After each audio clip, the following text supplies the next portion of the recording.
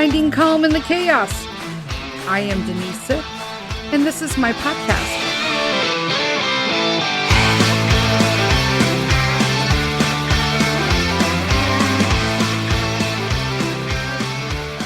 Hello, everybody. Welcome to Wednesday and another edition of Finding Calm in the Chaos. I'm Denise. It's my podcast. Whispering today because these allergies are doing a number on my voice. And so you get this cute little raspy, quiet Denise today. I'm not going to be quiet, you know that. But today we are talking about being made of kindness. And so a couple years ago, it's crazy because it's a couple years ago and that's just mind blowing in itself. But friends, this summer, in a couple months, I am coming up on the 2-year anniversary of the Finding Calm in the Chaos podcast. It is insane that I have just had the listening view, the listening downloads and all of that to even be able to continue this long is just like a dream come true. And so I thank each and every one of you for that, because without a listening audience, I have nobody. So, and just I love you all. I can't even talk about it more. I'll probably cry. We'll save that for the anniversary show. But leading with kindness is basically my life purpose that I picked, because so many people, my whole podcast is based on that. There are everyday things. People are not perfect. We live in a society of such imperfection, yet we live drawn to social media, which basically only highlights staged perfection. And so we've created this dynamic of an imperfect world being modeled after a staged world. And it's really doing a number on us. Okay. It really is. And so we need to start doing something about that. And I will say that I'll be 55 this year, and I have never felt more comfortable in my life, in myself, as a mom, as a wife, in my finances, with my friends, with my family, the choices that I've made. And I think that a lot of that, now that I'm looking back at things and watching this growth, this like journey through leading with kindness, how that has literally changed me. Just leading with kindness. It changed me, and in turn had changed my life, is changing my life. It continues to do so every day. And it's actually quite miraculous. And so I was, obviously, I saw something on social media, and nobody's like, I've tried to find who said this. I've tried to find, it's not my words. That's all I know. But they were very profound. And I really felt that like my brain literally just stopped and was like, wait, what? Like it kind of clarified. It was like being in a smoky room and just having anybody like suck all that smoke out. And then you finally see like the room clearly. It is crazy how profound and just like life altering this little paragraph was. So again, I tried to find out who did this, and it's just a copy of a copy. It looks like lots of people were posting it at one point back in the day. I don't even know when this was, because I save all the stuff ahead of time, guys, that reach out to me, that resonate to me online. And then I just see like, what can I use? Like, what's going on in my life that really resonated with. And then I talk about that, because life isn't all about a bed of roses. There's a lot of thorns with roses. And we spend so much time worrying about being not imperfect, when in all reality, we're all so imperfect. We're perfectly imperfect. And I've talked about that before.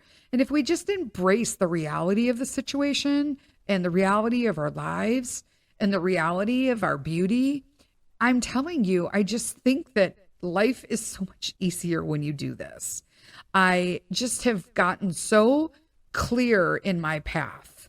And, I think a lot of that personally has to do with my spiritual journey as well. But, if that's not your thing, that's cool too, right? That's the part you don't have to listen to. But I'm going to read these words, which are not mine, but I'm going to just read it all at once. and then kind of talk about the different points in this that really resonated with me and that really like I was digging into, and I was like, wow, like I need to talk about this. I can't be the only person who feels this way. So here we go. The kindest people are not born that way. They're made. They are the souls that have experienced much at the hands of life. They are the ones who have dug themselves out of the dark, who have fought to turn every loss into a lesson. The kindest people do not just exist. They choose to soften where circumstances have tried to harden them.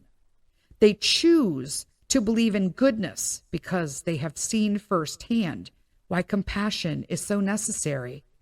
They have seen firsthand why tenderness is so important in this world.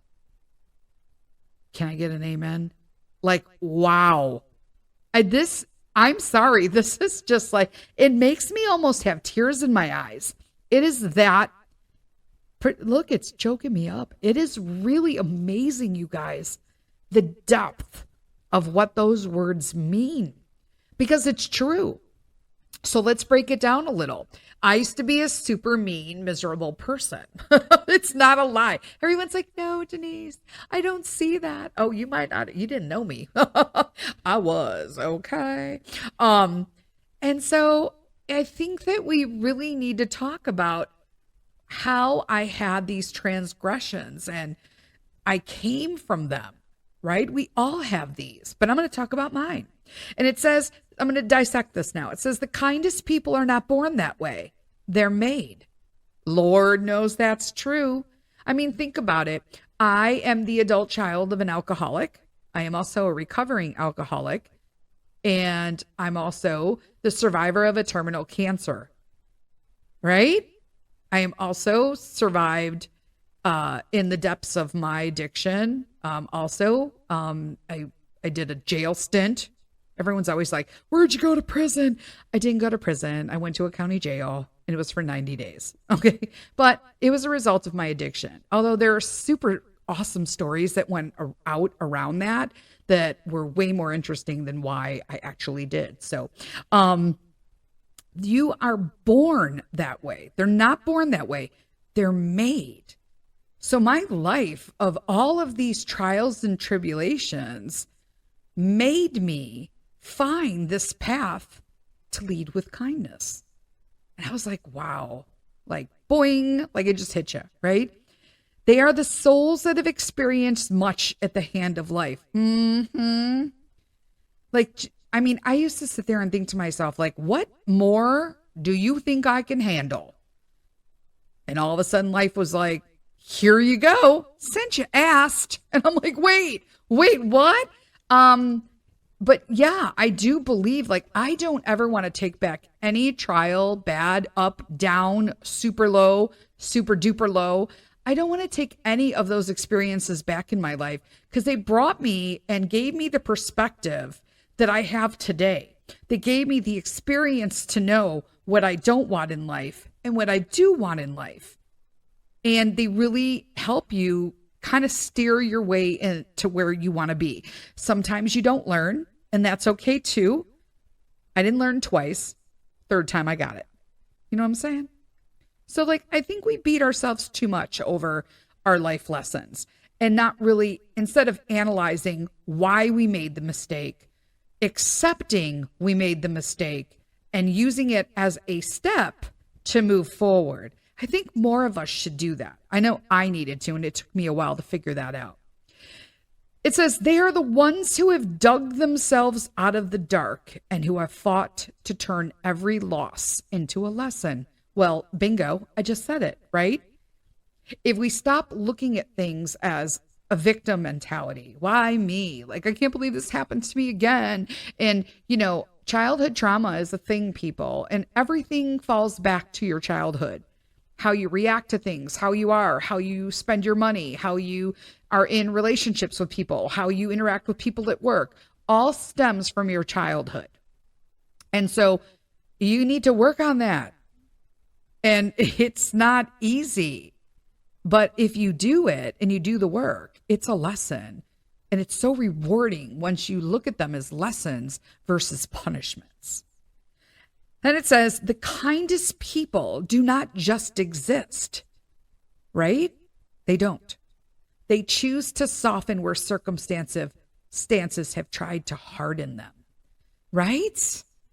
I mean, I have so many rare autoimmune diseases, but if I didn't have them, I would be dead from my terminal cancer diagnosis that I survived. There aren't many people who can be, well, actually I know 2 people, but it just goes to show you about the medical field. I do know 2 people who were given, besides myself. So there's 3 people in existence that I personally know that have all been given terminal cancer diagnoses, but yet here we are 10, 20 years, 24 for me, 24 years cancer free. Rah, rah, shish kumbah. And you have to learn, right? I'm just learning. If I didn't have those autoimmune diseases, I would be dead. I'm not dead. And I have some autoimmune diseases as a trade-off. Sounds like a plan to me. I'll accept that deal gladly.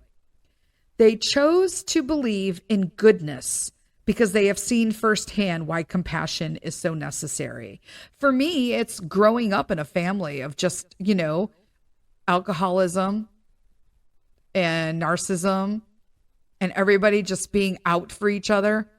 I may have mentioned in the past, like in my family, nobody does things out of kindness because you're family. They might come around like that, but I'm old enough to know that if they're coming around and outreaching, there's a reason. And they will hold it over your head later and you will owe them something. And I knew my life lesson was that I wanted to not feel that way. I want to do things for people who need it. And I want to feel compassion for them. And I want to help them because I want to help them, not because I can get something out of them later. Just, it is. Like for me, I don't borrow money to anybody. I borrowed money from people in the past when a long time ago, when I suffered financially, I would borrow from somebody or whatnot and be like, I'm going to pay you back. And I'll tell you the most profound thing that sticks out in my memory is we were so broke. And I thought and this is way before I even, this is the beginning. Mr. Sith was still in school. I mean, we were struggling. And I needed $20. That was it. Like $20 for 5 days until we got paid. And I asked a friend and she was like, you know what? I'm going to give you $100. And I'm like, no, I can't pay $100 back. I don't have that in my budget. We don't even have a budget. I can't pay you that. And she goes, no. Shush.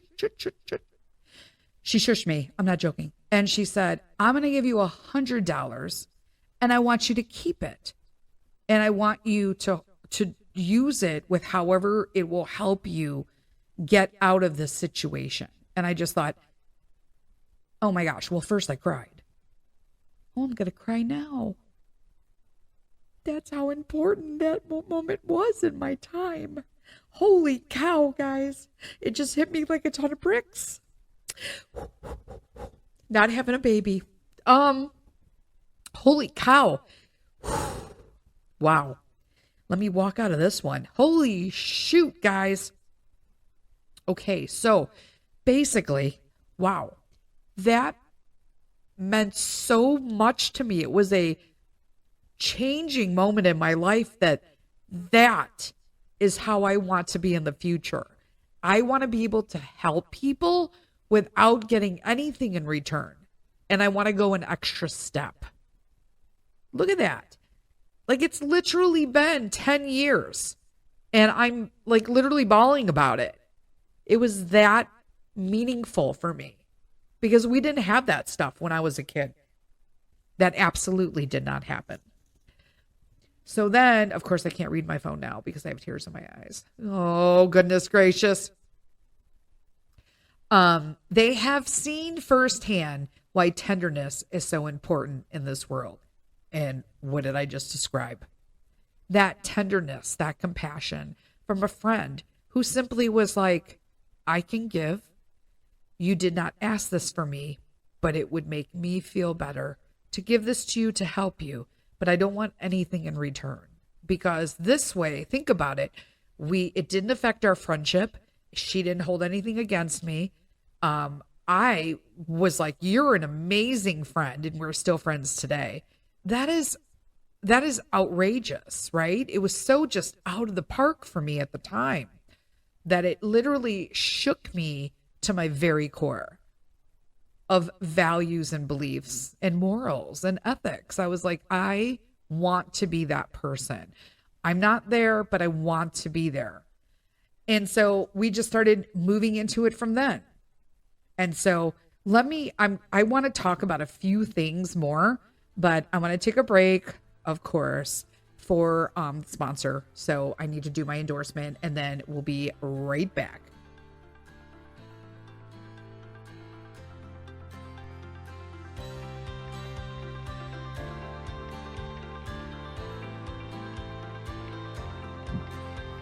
Hey friends, I want to talk to you a little today about our sponsor, which is Pet Matrix. Pet Matrix is a premium canine supplement company, and I chose this company straight off the bat for Buster and Chica. Chica is a 15-year-old Shiba Inu, and Buster is a growing large breed Newfoundland, currently at 17 months. Every ingredient that Pet Matrix chooses has a targeted benefit for your dog. Their supplements deliver natural active ingredients through a revolutionary process that they call cell matrix delivery. By applying science and including bioactive peptides in their human-grade all-natural recipes, they're able to target a dog's specific needs, plus provide the benefit nature intended. Now, I use the Think for Chica and Buster. It is a cognitive and neural support supplement. I use the Protect for Buster as well, and that is an immune and gut support. And then I also use the Move for both of them, Chica being older and Buster with growing large bones, an anti-inflammatory and mobility support supplement. If you want to check out Pet Matrix, you can check them out at petmatrix.com. That's PETMATRX.com. And you can use Buster Sith at promo for 20% off. Again, that's Buster, BUSTER, Sith, SITH, no spaces, and get 20% off your order.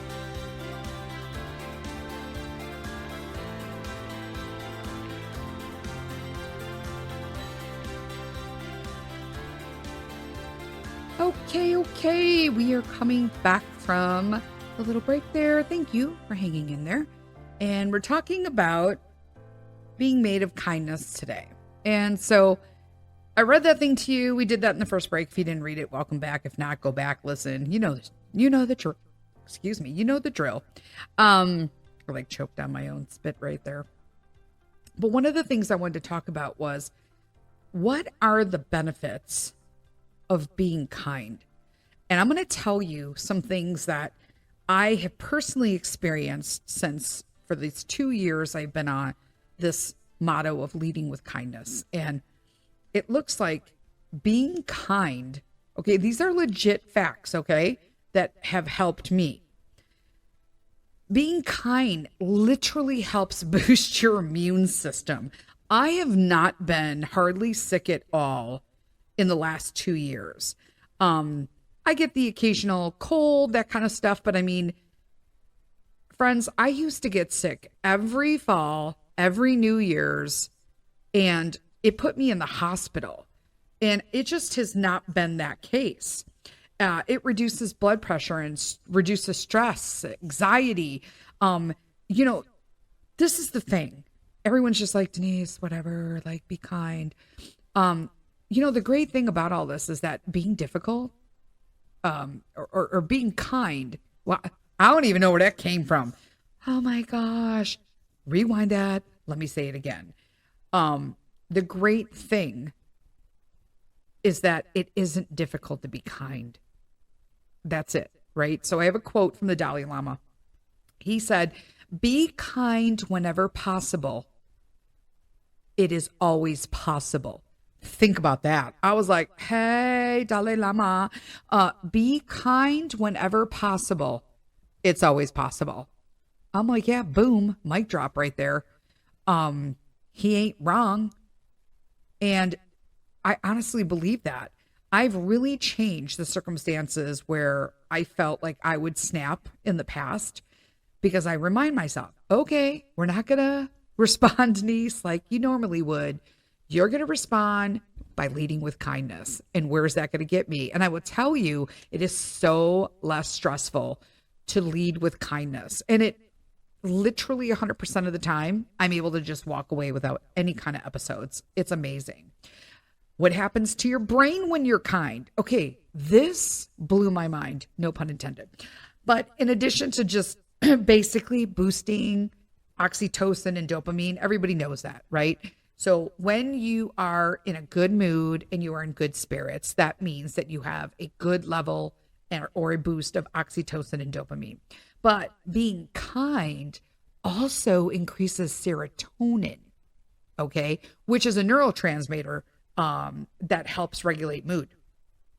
And so literally, if you're kind, here's me. I'm like, wow, I'm leading with kindness, which basically means that I'm making myself better and creating a better community around me at the same time. Like, boom, I'll take that.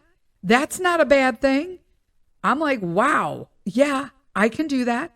I could definitely do that. What does being kind kind of lead to? Okay, what would it do? Being kind, this is how it's changed me, has increased my self-esteem, my empathy and compassion, which I will say was a little rough on that in the past. I had zero empathy in the past, I'm going to be honest with you. But it increased my self-esteem, my empathy and compassion, and it has improved my mood, like I said it, okay? I don't have any blood pressure issues, but they say that it could decrease like blood pressure and cortisol, which is obviously directly related to stress levels. You know, that's kind of a given if you like live with anxiety and stuff like that. But people who give of themselves in a balanced way, which is really what I'm working on right now.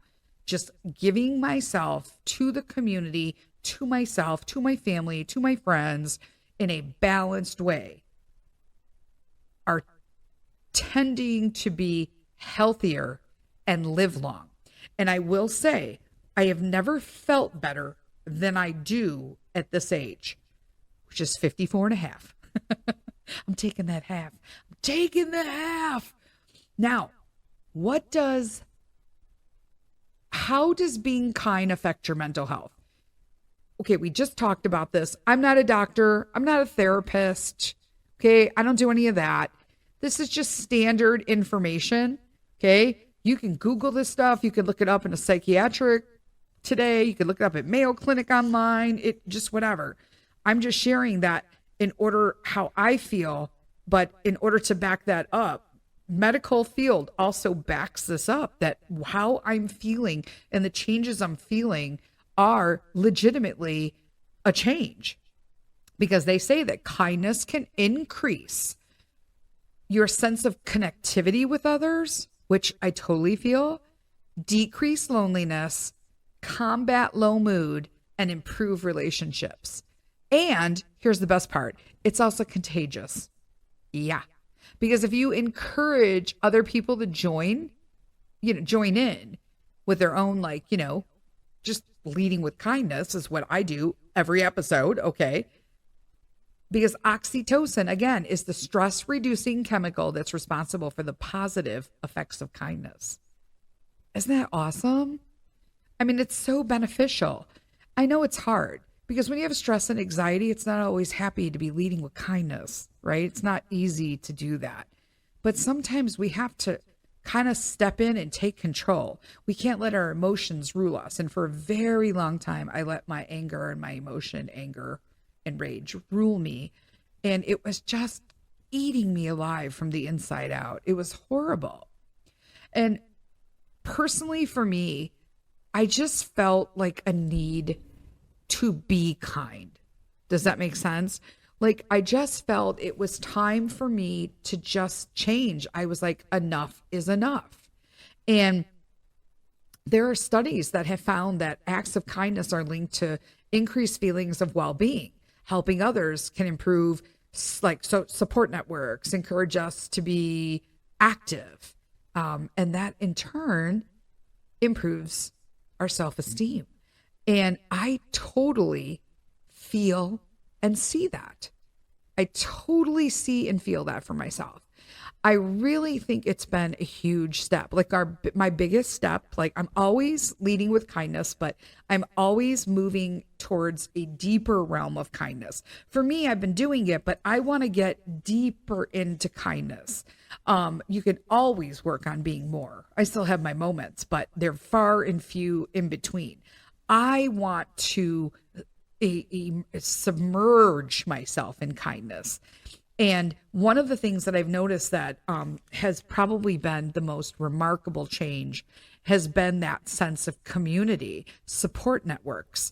And for me, it was finally finding a church that really clicked for my community, for my family. And I really love it. For those of you who've been following, you know that I am a recovering Roman Catholic, and I don't agree with the Catholic Church. I don't want to identify as Catholic, but I still have strong roots to Christianity. And so in order to do that, I was trying to find a place where I could connect. I started looking for churches online, and we found one locally.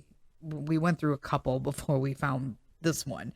And I love it. I absolutely love it. A lot of people have asked, and there's no shame in my game, I guess. But so our community is Willow Creek, and we love it. Absolutely love it. And so does Peter, so does Mr. Sith. And I really find a sense of community where I'm finding I want to do more at the church. Like I would never want to just volunteer to do something. Like I'm gonna be honest with you, it is not me. I'll do stuff for fun stuff, but like church, I would have been like, nope. But they just recently opened up a coffee shop inside the church, and it's from they use coffee from one of our local family roasteries, and they're called roasteries, right? I just made that word up, I think. Whatever. They should be called roasteries now. Family coffee shop, and that roast their own beans. And then we have a big coffee machine apparently that's going to be coming shortly, like in the fall. That's like scheduled to be upgraded with a big coffee machine and all this stuff. And so I get coffee there every week that I've been going. And I'm going to be super honest with you. It's horrible. It's horrible. The coffee is good because I know the coffee brand, so I know it's how they're making it. And they have a vanilla cold brew, and you can't mess that up, but they do, and it's horrible. And so I feel super called that like when this coffee machine comes, I need to run this coffee shop so it can legitimately be everything that it could be. And I'm going to lead it with kindness and with my love for coffee. Oh my gosh, that's where we're at today. I'll leave you with that. So you guys have an amazing Wednesday, and we'll talk to you on Saturday for another coffee talk. Until then, lead with kindness. Bye.